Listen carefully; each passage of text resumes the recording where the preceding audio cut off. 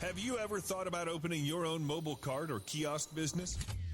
Maybe the facility you manage could establish new revenue by adding coffee, food, or retail services. Cart King International can be the answer to your needs. Cart King is a North American designer and manufacturer of the finest mobile coffee, food, and retail carts and kiosks. Cart King has been working with clients and corporations across North America for 20 years, providing innovative designs, custom manufacturing, and timely delivery. Carts and kiosks are fun, and so are the dozens of designs on our website. Please visit us today at www.cart-king.com or just call us at 1-877-986-7771 and get your sales rolling.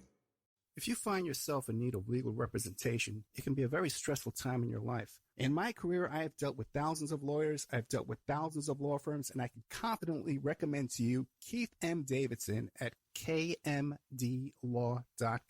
Available 24 hours, 7 days a week. Just log into kmdlaw.com. That's kmdlaw.com.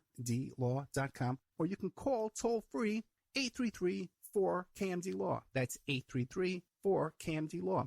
Personal injury, wrongful death, STDs, sexual assault, car accidents. They handle it all efficiently and professionally. It doesn't matter how imposing the opposition may be, because the team at kmdlaw.com are battle-tested and fierce. They will not stop until justice prevails. Go to kmdlaw.com or call toll-free 833-4KMD-LAW. If you're in for the fight of your life, stop screwing around and contact KMD Law.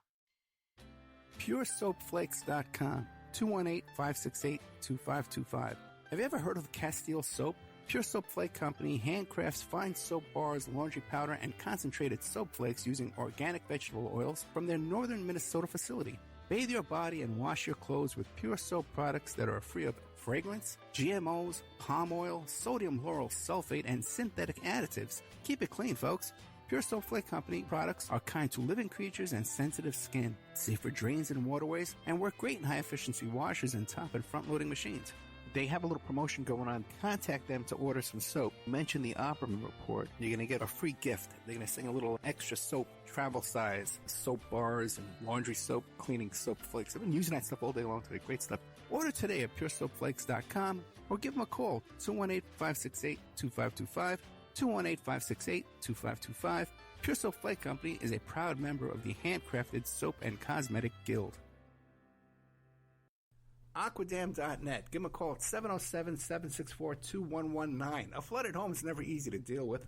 You're left with the mess to clean up, having to deal with the insurance company, not to mention the memories that are lost that you can never replace. To those who live in flood-prone and hurricane-prone areas, which is just around the corner, prepare now. Hurricane season is right around the corner. Visit Aquadam.net to see how they can help you prepare to avoid flood damage this season and every season thereafter. An Aquadam could be another tool in your arsenal to protect your home and property from the floodwaters. A cofferdam, using water to control water, that can protect your home, your business, your church, your neighborhood, like a dam, but without the beavers. Give Aquadam a call at 707-764-2119, 707-764-2119, or look them up online at aquadam.net. They're also on Facebook at Aquadam Inc., or call or email them today. They can help you out. Give them a call. Tell them Opperman Report sent you. Opperman Report. That's 10% off the price to anyone who mentions the Opperman Report. It's the Opperman Report. Join digital forensic investigator and PI Ed Opperman for an in-depth discussion of conspiracy theories, strategy of New World Order resistance, high-profile court cases in the news, and interviews with expert guests and authors on these topics and more. It's the Opperman Report. And now, here is investigator Ed Opperman. And go. Okay, welcome to the Opperman Report. I'm your host, private investigator Ed Opperman. You can find me at Opperman Investigations and Digital Forensic Consulting. You can find me first there through my website, emailrevealer.com. But also, it's even easier if you contact me at oppermaninvestigations@gmail.com. You can find me there as well. If you like the show, check out oppermanreport.com. That's where we have our members section. You go there, you sign up, you become a member. You spend a small monthly fee, less than you'd pay for a cup of coffee at one of those fancy enhance coffee places, right? And we're putting up 3 brand new shows on there. 3 hours of new content just went up. In fact, it should be up by the time you hear this. One is an interview I did with Chuck O'Celli about he interviewed me about what's going on with the Maxwell arrest. And I believe we talked about Roger Stone, too. And other stuff. Me and Chuck always wander around our conversations. You might be hearing Chuck on this station, too, coming up shortly, because he's looking around to expand on his radio show.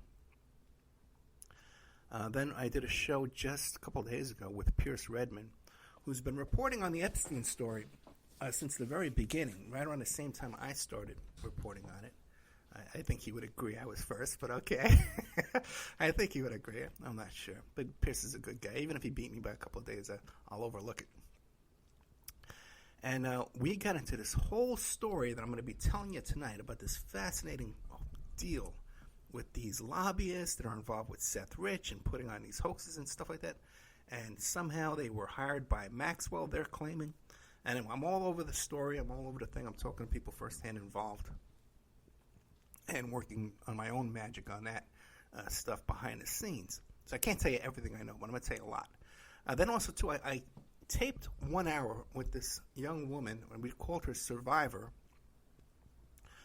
who's a survivor of childhood ritual abuse. Okay, so all that's going in the members section. We also have a ton of documents up there. All the court documents I have exclusively. A lot of stuff is exclusive. You can't find anywhere because I got them from the lawyers involved. About the Trump University lawsuits and stuff. I got a whole stack of those. All kind of stuff. I got the 24-page letter that where Epstein claims that he helped create the Clinton Foundation. You can find that there at OppermanReport.com. But it really helps support the show if you go there and sign up and become a member. And then, too, as well, if you advertise on the show, you get a banner on that website, too, as well. If many, many visitors there every day. Okay, and then, as usual, our archives you can find at Spreaker.com. And what I'm doing is, too, a lot of people who listen on AM/FM radio don't realize that I do a 1-hour show live at 10 p.m. Eastern Standard Time on Spreaker. Spreaker.com. You go there, and you follow the Opperman Report for free. And you get an email notification when I put up new content. Then there's a chat room. You can chat with me. And so this show right now that I'm doing, I'm going to take and put in our rotation of our AM/FM radio stations so people out there can hear what it's like when Ed Opperman just talks to himself rather than interviews a guest. Because my personality is a little different when I'm just talking by myself. Although I'm trying to rein it in tonight because, what do you call it? People don't know me. They only know the guy doing the interviews. Okay? I'm trying to maintain some professionalism. Okay, so I want to report to you tonight about this fascinating story. You can find it at Salon.com and also Daily Mail. Now, there's this young woman. Her name is Kristen Spielman. She's a model. She's a paralegal. And she became friends. What happened? She was contacted through a modeling agency by these 2 Washington, D.C. lobbyists named Jack Burkman and what is it, Jacob Wohl or Jared Wohl? I'll have to look that up and really double-check it for you. But Burkman and Wohl. And if you don't know who they are, Burkman and Wohl, if you go way, way back, these are the guys who claimed that Seth Rich, a DNC employee, was actually murdered by the DNC because of some theory that he had hacked into the DNC computers, and he's the one who supplied the emails to WikiLeaks. It wasn't the Russians. It was actually Seth Rich. And then when he was downtown in D.C. one day partying with his friends and he was shot, what most people think was a street robbery or a street assault, that they think this was a hit put out by the Clintons to silence him. And this is what Burkman and Saul, they've been working on that story for years, offering these huge rewards for people to come forward.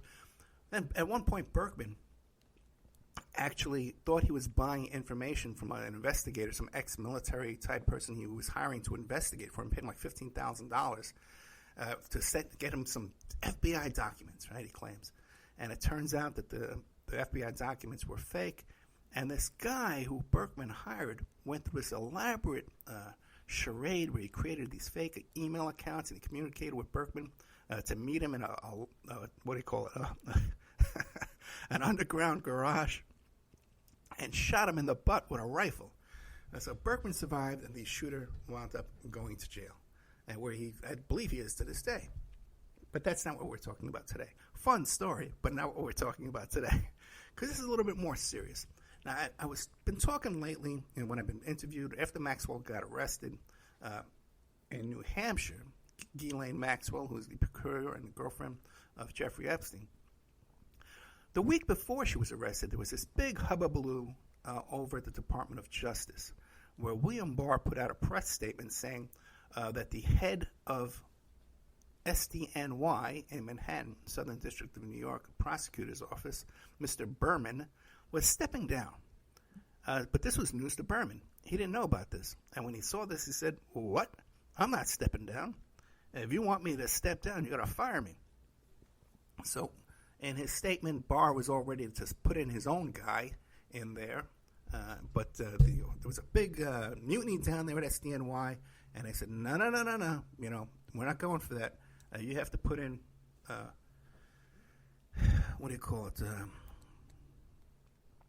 Mr. Berman's second in command. I forget her name is Straub, I think it is, Staub. And so as soon as Staub came in and took over, about a week later, Ghislaine Maxwell was arrested. Well, there comes out in the Daily Mail and Salon magazine that this woman, Kristen Spielman, this young model, she was contacted through a modeling agency by Burkman and Wohl in order to hire her. They wanted to hire her for a reality TV show, and she was to be paid $300,000. And it was all different kinds of things they wanted her to do, and they became more and more bizarre. They wanted her to claim that she was selling Percocets to Nancy Pelosi, and they wanted to do a press conference with her claiming that. And at another point, they wanted her to say that she had an affair with Ted Cruz, and Ted Cruz, in order to function, and she found him unattractive, but in order to function, Ted Cruz required a penis pump in order to perform his activities with Miss Spearman. Okay, so then, and she was almost going to go along with this because they were offering her a lot of money, but then she saw that they wanted her to sign an affidavit. She works with lawyers, so she knows that's crazy. So she talked to her lawyer friends, and they says, "What are you, crazy? You can't sign an affidavit, purging, all kind of problems. You can't do this." So she had a falling out with them. Then they contacted her again and wined her and dined her. They send her limousines and stuff like that. And at this next meeting, she became aware that Wohl was claiming that he was hired by Ghislaine Maxwell, that he had been hired by Ghislaine Maxwell in order to use their influence as lobbyists, one, to lobby Attorney General Bill Barr to fire Berman, okay, on behalf of their client, Ghislaine Maxwell. They also claim that Ghislaine Maxwell, or Spielman claims that Maxwell wanted them to dig up dirt and smear the victims in the case. And they accepted $25,000. And here's where things start getting a little weird. Because Ghislaine Maxwell was arrested July 2nd. And they didn't file their lobbyist disclosure form until July 3rd at almost 5 p.m. Now, it makes you wonder. Okay, why did they wait till after she was arrested to disclose that they were being hired to lobby for her? Well, upon further examination, if you examine the document, their disclosure document, you see that their client was Granite Realty at this address. I forget off the top of my head, but this certain address, right? And it turns out that that's the same address for another LLC called Granite Reality. And Granite Reality, at the address on this disclosure form, is the LLC that was used. It was called the Highly Anonymized LLC that was used to purchase the mansion that Ghislaine Maxwell was living in. So now there's two possibilities here. One is they saw that Ghislaine Maxwell was arrested, and they saw that Granite Reality was the owner of the home there, the property, and they said, oh no, we got a check from Granite Reality for $25,000.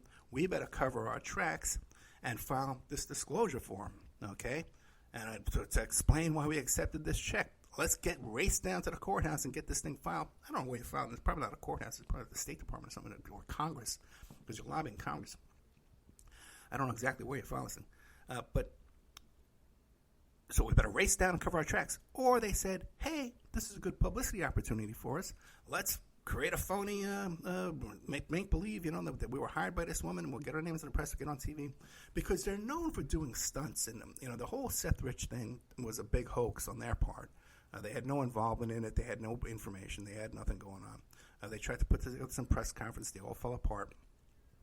They've done other stunts where they've hired people to come forward and say that they had sexual affairs with Robert Mueller, with Fauci. So I was raped by Fauci. What was it? That's Elizabeth Warren was a dominatrix. And there was a couple others, too, that Buttigieg had a rape allegation, too. So many. They've been pulling these stunts for quite some time, so you can't trust anything these guys say. I don't find them to be credible or reliable whatsoever. Kristen Spielman is a different story. I've had long back and forth online conversations and chats and emails with Kristen Spielman, and I find her to be very credible, and I find her to be an honest woman, and I believe what she's saying, she believes, okay? Because there's one other possibility in this entire story, and that is, according to Spielman, right, she went back there, she saw these documents, they told her about Maxwell, she went her separate ways, and suddenly she was contacted by this reporter from the Daily Mail, and he confronted her, and she says, yeah, it's everything you're telling me that this is true, I can confirm it, let me show you these other documents, blah, blah, blah. Now, Spielman tells me she was not paid by the Daily Mail. The Daily Mail story, to me, looks like a story that's sold. Someone got paid on that story. There's certain tell signs, exclusive, and they have documents to back it up in order to secure the payment. They're covering their tracks. So it has a lot of indications of a paid story. So one possibility here, and I discussed this with Pierce Redmond in a little bit greater depth than I am tonight. One possibility here is that Burkman and Wohl lured her back in, showed her these documents, tipped her off about Maxwell, got paid by the Daily Mail. Daily Mail contacts her, and she says, oh, yeah, that's all true. I know. That's what they told me, too. I even saw the documents. So there's that possibility as well, that she's just being used as a patsy in all this to further Burkman and Wohl's dirty tricks shenanigans. So the latest in this is this. Dan Abrams' website, I think it's called Court and Crime or Crime and Court, something like that, has dug into this, and he's discovered that the document actually was filed. This is one of my worries, one of my suspicions. If this document was never filed, then we know the whole thing's a hoax. He's confirmed that the document is filed. I have not corroborated his work, but I trust his work, okay? So he says this is a real document that was filed the day after Ghislaine Maxwell was arrested. So yesterday, was it yesterday? I think it was. There's this incredible. By the way, I'll put it in the member section. How's that? This incredibly bizarre press conference with Burkman and Wohl. It seems to be on the porch of their office, like on the stoop outside, And some reporter live streamed the whole thing from his cell phone, And so it's a bizarre press conference to begin with, okay? They have a couple of guys there with paint guns that they're claiming are Boogaloo guys, which are like these radical right-wing guys who want to start a second civil war. Brother. So anyway, let me make a little note here, something I want to say later on. And they have two people there who they claim are longtime friends with Ghislaine Maxwell. I've never heard their names before. I've never seen them before. And it appears that they're reading a script, okay? There has been no confirmation from the Maxwell camp, from her real-life attorneys that we know represent her, that these two characters are representing her as well, some type of lobbyist or public relations or media. And it would be very unusual for someone facing a criminal trial with such long potential sentences to allow unauthorized spokespeople out there to be speaking on their behalf. So there's been no statement from up until this reporting here, 3:30 in the afternoon, Friday, July 31. There's been absolutely no disclaimer from the Maxwell camp saying that they do not represent me, and there's been no announcement that, yes, these people do represent me. Okay. In the press conference, they totally admit using their influence and their friendship with Barr to influence him to fire Burkman. But they claim that this convoluted story about how Burkman used the CIA overseas to spy on Maxwell and then kidnapped her and brought her over here, and that the house is really owned by them. If the house is really owned by the CIA, if it's a CIA stash house, how is that same LLC paying them? It makes no sense whatsoever. That's a huge hole in their story. I just realized right now. So we got to take a look at this. What's going on with this? With Burkman. But you do have to.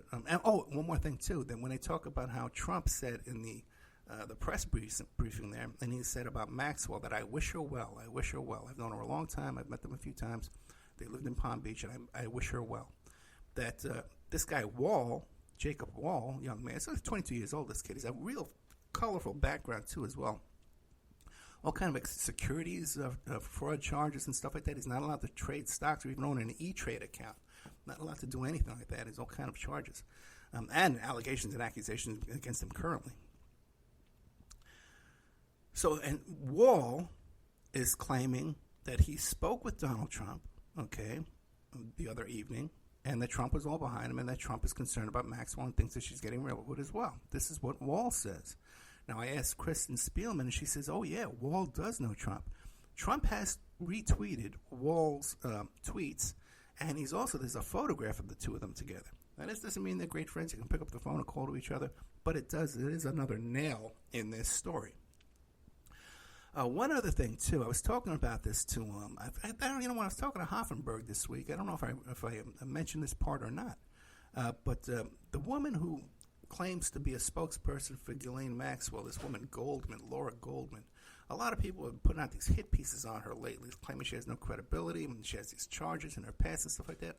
But this woman, until very recently, had White House press credentials. So here you have a woman who's at one time knows Maxwell, friends with her in some capacity, is not connected to any kind of established news reporting agency other than some blog and freelance work, but somehow she got White House press credentials to sit in there on the daily White House press briefing. Okay, so that's another connection between Maxwell and Trump. Okay, another one there. How does this woman get in there? They all socialize at these Palm Beach mansions and stuff like that, these Palm Beach Mar-a-Lago and these things like that. So that's where we are with this story here, the saga of Wohl, Burkman, Barr, and Spielman. I am hoping to get a recorded interview with Spielman and get her, and I'm sure there's a lot we can get out of her about other activities going on with these characters and stuff, and we can get to the bottom and get to the truth on all this. She says she's not talking to any other reporters, and I believe her, okay, because of some other things that are going on. But that's where we are with that story there. Now, we're going to take a little commercial break, and when I get back, I'm going to tell you a story. See, the thing is, you always hear this thing about Trump and Epstein, right? And the average person who doesn't really spend a lot of time on this case. By the way, if you don't know my background in this case, I was the investigator in the 2016 lawsuit against Trump and Epstein, okay? The Katie Johnson, Jane Doe lawsuit, okay? That was my case. Now, so I know a little bit about the background of this and stuff. And a lot of people will say to you, oh, Ed, Trump has no involvement with Epstein. Once he found out what Epstein was like, he barred him from Mar-a-Lago. You hear that story all the time. Well, where does that story come from? That story comes from an author who hangs out with Trump, who hanged out with Maxwell, who hanged out with Epstein, was friends with all this bunch of down there at Mar-a-Lago, they all socialized together. That's his story. Okay, Trump has never even verified that story. Now, and he claims too. But by the way, this author also co-wrote a book with Bill Clinton, went on tour with him, and subject Epstein never came up then either. Okay, all right. So, but he's defending Trump, saying, "Oh, Trump never knew," and he barred Mr. Epstein once he found out what was going on. Okay. Well, we have an alternative version of what happened through Mr. Hoffenberg. Stephen Hoffenberg is the former CEO of the New York Post. He's the former CEO of Tower Financial. He worked with the Trump campaign, with Roger Stone. He helped direct a PAC that was in support of Trump and helped Trump get elected. So there's no right-wing guy, has no axe to grind against Trump. Now, his version of events is he says, no. They had a falling out, but I believe it was over a real estate deal involving a Russian oligarch and some shady kind of bankruptcy shenanigans that went on there with that. Okay, that's his version. I have another version that I don't think you've heard anywhere else, okay? And it's a version that's corroborated by two sources. It's possibly corroborated by two sources. Both of these sources may have the same source. They may have the same original source, who would be Jeffrey Epstein, by the way. Okay, so we have two people in question here. We have Mr. Trump and Mr. Epstein. And we're trying to understand why Epstein got barred from Mar-a-Lago. We don't have a word out of Trump's mouth on why. Just some convoluted story that Trump was offended by his behavior. Okay, when Trump's been up to the same exact behavior his entire life. Or that it's this other story here that I'm about to tell you when I get back. I'm going to play a little audio for you and some two anecdotes, two stories about the same story. We'll be right back after these messages with more of the Opperman Report, OppermanReport.com. You can find me at Opperman Report on Twitter. And don't forget Opperman Report on Spreaker.com, SPREAKER.com. That's where you can find our archives and more reporting like this.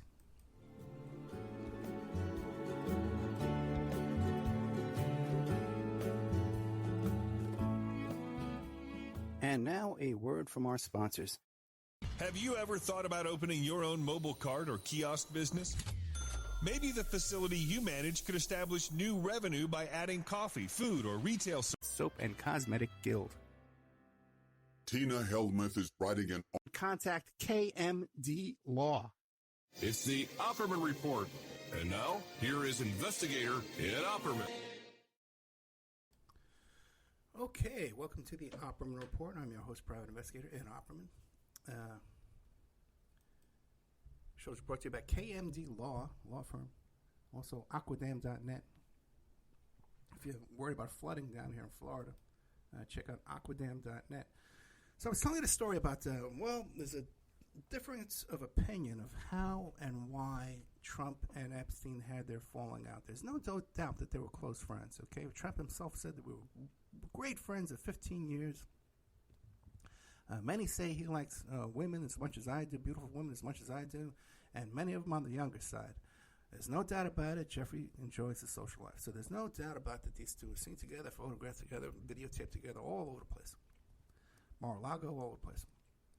In fact, I was talking about a photo between him and Prince Andrew and Epstein at Mar-a-Lago at a tennis tournament. We had found the caption for that photo, but we could not find the photo itself until Casey Gay McGowan came up with the photo. But for years, people would tell me I was making it up. I was lying about this. Ed, you don't know what you're talking about. Now, anybody can look up the photo. It's online all over the place. You can find it. Okay. Now, here's the deal. Why did they, what ended this friendship? Well, according to Hoffenberg, Epstein's former employer and mentor, it was because of this deal, this real estate deal in Palm Beach with this Russian oligarch. That's one theory. Okay. So certainly that's not an issue where Trump was offended by the Epstein's activity at Mar-a-Lago, because clearly it's similar. They had a friendship for years, and he was aware of his interest in younger women. So there's no doubt about that. There's another theory that claims by this guy who's friends with Trump that, Trump was offended, blah, blah, blah, and then he barred him from the property. Okay, well, maybe. Okay. But have we ever heard from Epstein why they were what ended their friendship? And we have. We've heard back from Epstein from the grave. From this comedy broadcast. Did I close it off? No, it is. This is a podcast called The James Altucher Show. And he's interviewing Brian McFadden. And they've got this fascinating story about Jeffrey Epstein, who used to put together, and these guys are stand-up comedians. And he put together this story back in March and played it about how he heard firsthand of a party, not a party, but Epstein would put together these lunches with famous stand-up comedians, including Woody Allen and Sun Yi. Now, I can guess some of the other names there, but he doesn't give up a lot of names. But this is a story that's been going around on the comedy circuit for a long time, okay? And when you hear this, you're going to hear how it's been confirmed later on in 2018 in a book by Michael Wolff, who tells the exact same story. And Wolff is friends with Epstein, flew on Epstein's plane. Wolff got into the White House because of Steve Bannon, who was socialized with Epstein, been to his house, socialized with him so frequently that he could invite third parties to dinners with Epstein. So this is all coming together now. So let me play this little clip for you of James Altucher Show without his permission. Sorry, James. If you get mad, I'll take it down. And Brian McFadden. By the way, these guys have no political bias or gripe or anything here. A friend of mine, Starbucks.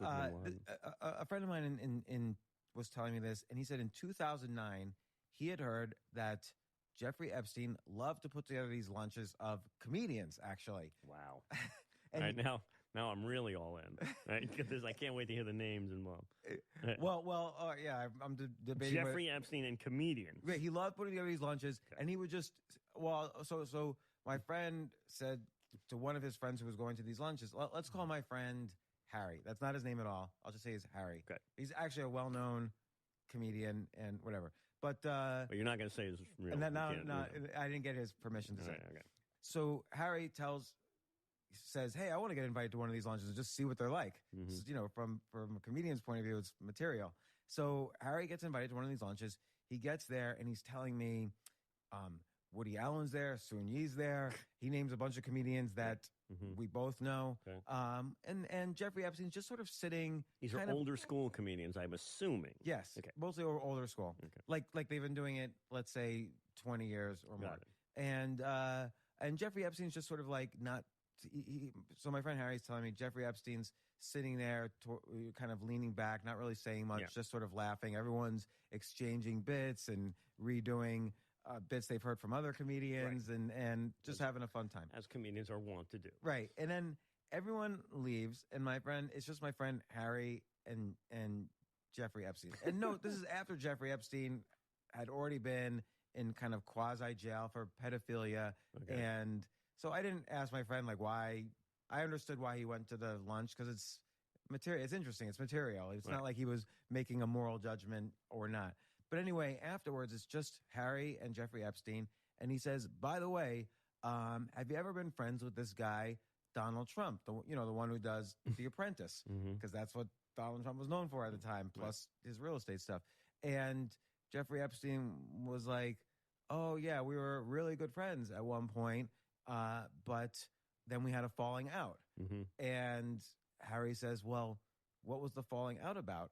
And Jeffrey Epstein said, it was over a morals issue. Okay, right. The plot thickens. Right, wait. Jeffrey Epstein was upset with someone else's morals. Well, at that point, because even the phrase morals issue coming out of Jeffrey Epstein's mouth is so confusing. I asked my friend, Harry, I asked him, did he have the morals issue or did Donald Trump have the morals issue? It was unclear, even though chances are he wouldn't have said that to Harry if he didn't have the morals. It's not like Donald Trump had a morals issue with me and he's saying that to Harry. So even Jeffrey Epstein was offended by Donald Trump's morality. Right. There was some, wow, that's hard to do. Right. That is a high bar to get over. So suddenly, you never know when you're talking to someone and you're like, you almost want to choke them. You want to get the answer out. Yeah. Like, so I said to Harry, well, what did you had to have asked him what the issue was. Yeah. And Harry's like, of course. Like, where does Jeffrey Epstein draw the line so that this is his morals issue? Right. So I asked him, and Jeffrey Epstein said, well, one time many years ago, I don't know what year it was, one time many years ago, this is Jeffrey Epstein talking, Donald Trump calls me and says, and I won't use abusive language, but Donald Trump calls me and says, Jeffrey, do you like to have sex with your best friend's wives? And Jeffrey Epstein said to Donald Trump, of course not. Right. So that's disgusting. It's despicable. I'm offended. I got to get off this phone. I got to go to my island where I've got a threesome with 8-year-olds. Right, like this is a guy with an island. Yeah. For sex trafficking. Yeah, it was sex trafficking. And this is where he drew the line. There, finally, we found Jeffrey Epstein's bottom line where he won't go. Right. Really, that's adorable. So far we've learned 2 things here about Jeffrey Epstein. One is that for some reason he enjoys the company of comedians. So, right. And the second thing is that he does have a line. Yeah, thank God. That he drew. We all do. Right. Thank God Jeffrey Epstein has a limit. There's a limit to the amorality of what Jeffrey Epstein is willing to countenance or whatever it is. Is that the word? Is that the word? Counts. What's the word? I'm like, never mind. Anyway. One of those words. Yeah, one of those words. A word related to that word. And then so Jeffrey Epstein says, of course not. What are you talking about? And Donald Trump says to Jeffrey Epstein, almost like they're good friends or something, like Donald Trump says to Jeffrey Epstein, I just can't seem to get an erection unless I'm having sex with one of my best friends or close friends' wives. Wow. And so he goes on to tell the story. He says, well, many of the wives agree to have sex, but some of them don't. So here's what I do. And this is Donald Trump saying, here's what I do. I'll bring in the friend into my office. Mm-hmm. I'll secretly have the wife on speakerphone, but on mute. So nobody can, she's listening, but no one knows she's listening. And then I'll start talking to the friend about mistresses and hookers and all these things. Right.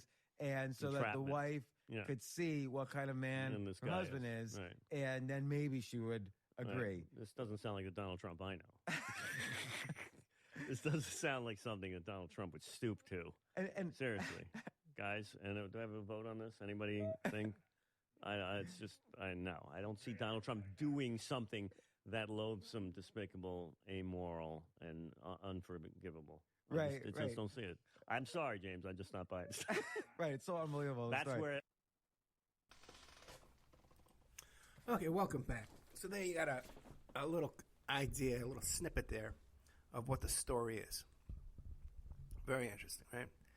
Now, you might recall, this story is not so dissimilar from the one we hear from Mr. Trump's own mouth on the Access Hollywood tape, where he talks about hitting on a married friend, a married woman that was married to a friend of his.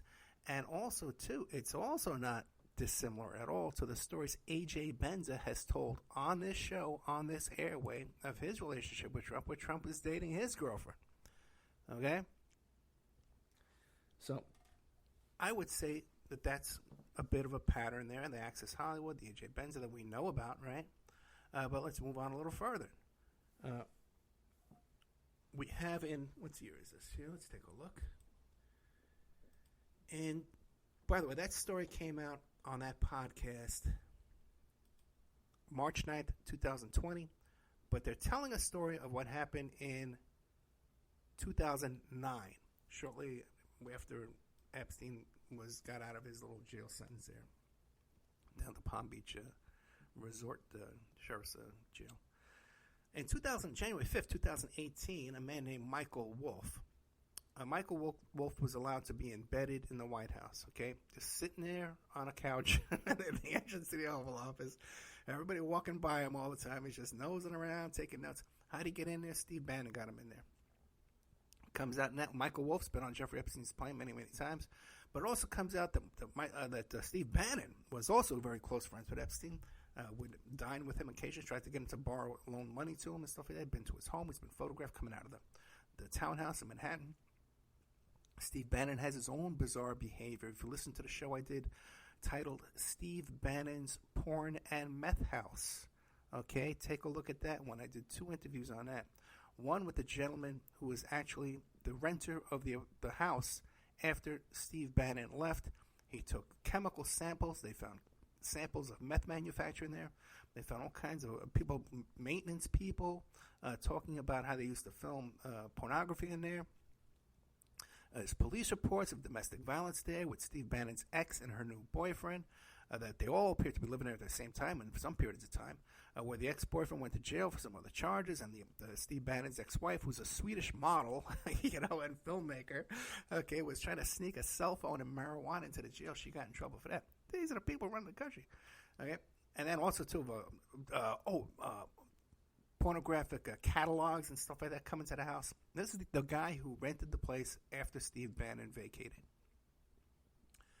Okay, and then I also did another interview with an author who wrote a columnist who wrote a column about the story.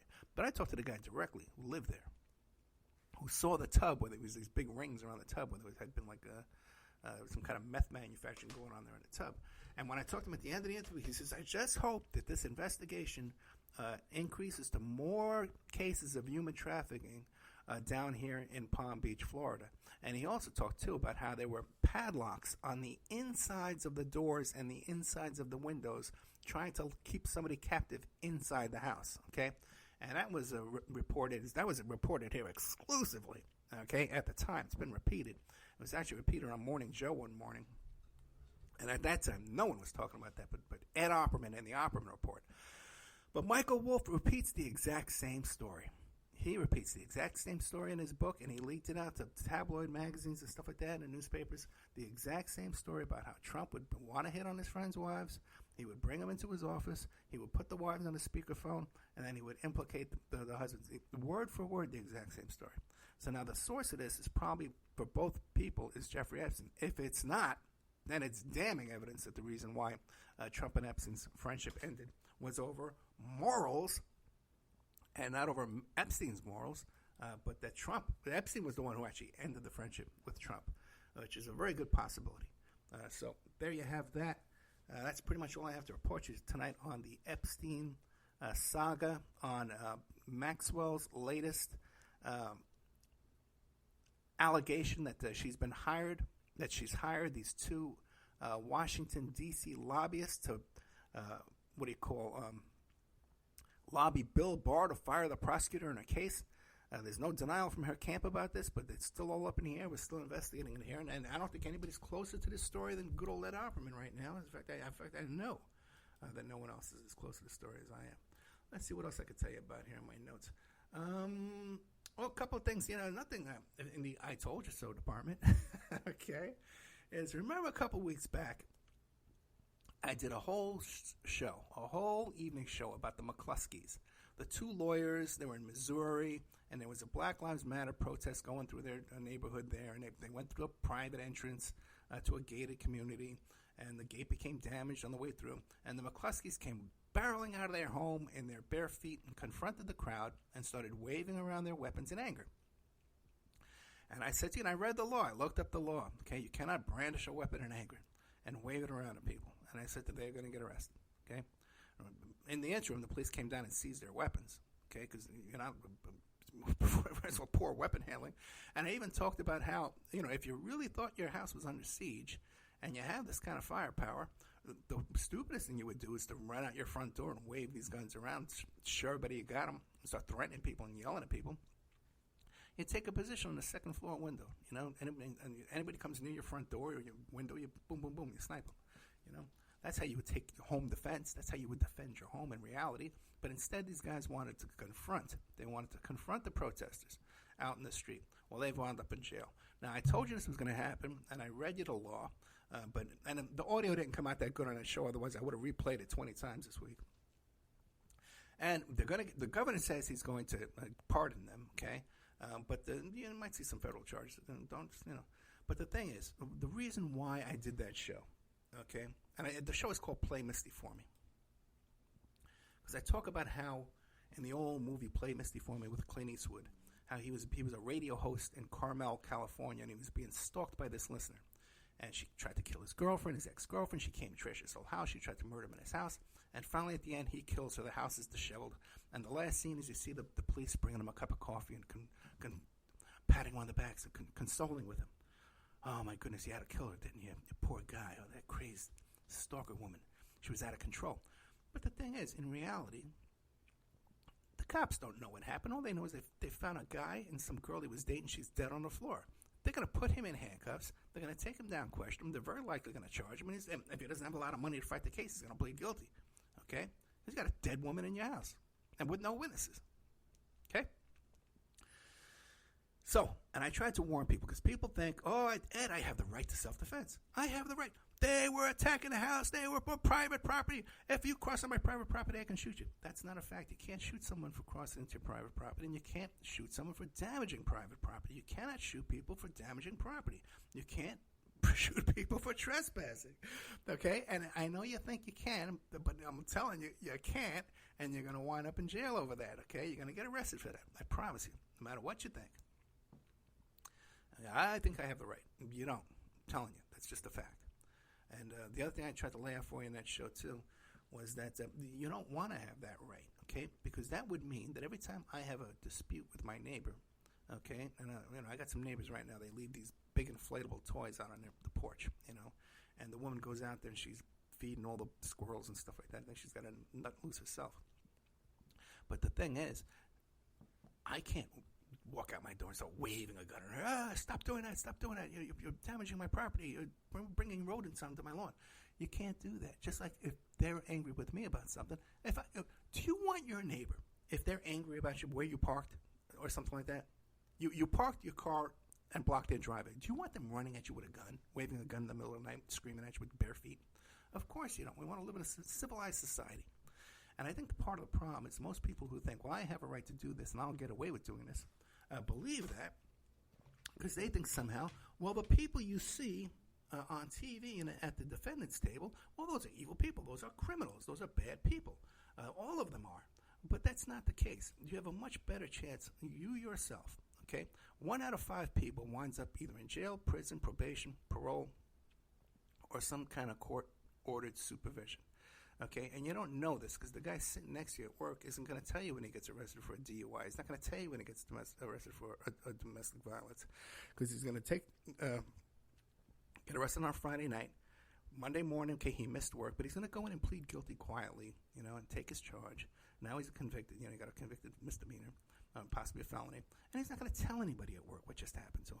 So that's why you think that these people out there, they're different than me. They're different than you. But they're really not. You have a much better chance of winding up sitting there at that defendant's table than you ever will have of the police coming to your rescue and saving you and prosecuting somebody on your behalf. And I know this for a fact because this is the kind of work I do. People come to me that are victims of crime, and the cops won't do anything. And I got to do the whole investigation for them and present the report to the cops and present the report to the cops in a way that they can then reproduce my work and look like they did it themselves. Okay? There's a whole nuance to all this, man. It's not all that as cut and dried as you might think. So anyway, I tried to get that out to you, that whole thing about self-defense and private property and all that. I did the best I could. I think it came out pretty good. But what do you call it? The audio on that came out so badly that they really didn't come across so well. So there's that. If you want to kill a couple of minutes, I could tell you the story about everyone was talking about this Judge Salas who was shot. The FedEx driver shows up at her door, and he shoots her son and her husband, the son fatally, and the husband is in critical condition. Probably never recover, be the same kind of person. And there was something about how she was assigned to a case of Deutsche Bank to investigate, not to investigate, but a litigation over Deutsche Bank. And right away people said, Deutsche Bank? Deutsche Bank? That's Epstein. Oh, it's a hitman. They're doing this to silence him. Then we got memes of Hillary Clinton showing up at the FedEx uniform right away. And everybody jumping the gun. And I even said at the time, I said, guys, everything's not a knee-jerk reaction to Epstein, man. Just wait and see what happened here. Relax, And lo and behold, they find the guy. He killed himself. He's got the FedEx box there in his car. And it turns out, and people are still trying to say that this guy has some kind of connection to this. But it turns out that no, the guy had a beef with this judge. He wrote a book about this judge years before she was ever involved in anything even remotely connected to Jeffrey Epstein, as this Deutsche Bank case was.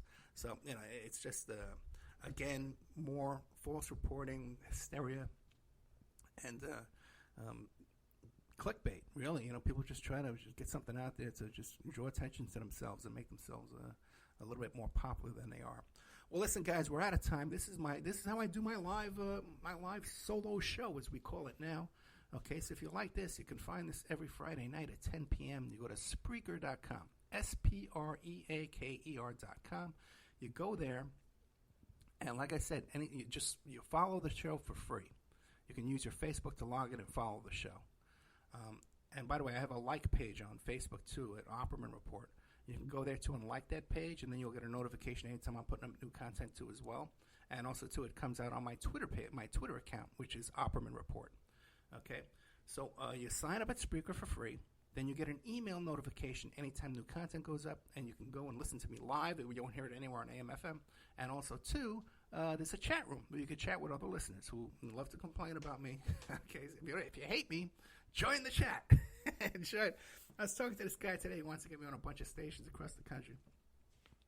And I says, I don't know, man. I said, a lot of these listeners, they hate listen. They hate listen to me. They're not listening because I like the show. They listen because they hate my politics. But what are you going to do, man? I listen. I don't care. By the way, I'm going to lay a shock on you in a couple of weeks when you hear my endorsements coming out. Okay? I think a lot of people are going to be a little shocked about the Ed Opperman and his what would you call it? My staunch, stubbornness? Maybe stubbornness, that's the word I'm looking for. But my convictions, how I stand by my convictions, okay? That's the word I'm looking for. I'm trying to make myself look good. So check us out. By the way, I got a good show coming up, too, with a young man. He's an old man now, but when he was a young man, a young boy, he was taken across Europe on a vacation tour with Roy Cohen. And he was molested by Roy Cohen across that tour. And there's pictures of this kid in every city that Roy Cohen was in on that tour. So he's got some really, really good stuff to back up his story. Thank you so much, guys, and I'll see you next week.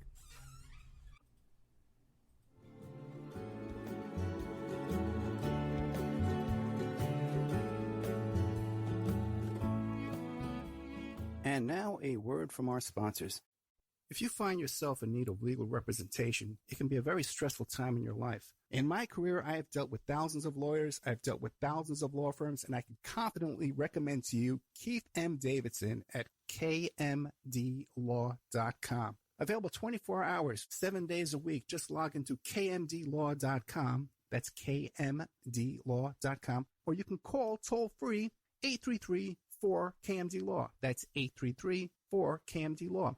Personal injury, wrongful death, STDs, sexual assault, car accidents, they handle it all efficiently and professionally. It doesn't matter how imposing the opposition may be, because the team at kmdlaw.com are battle-tested and fierce. They will not stop until justice prevails. Go to kmdlaw.com or call toll-free 833-4KMD-LAW. If you're in for the fight of your life, stop screwing around and contact KMD Law. Have you ever thought about opening your own mobile cart or kiosk business? Maybe the facility you manage could establish new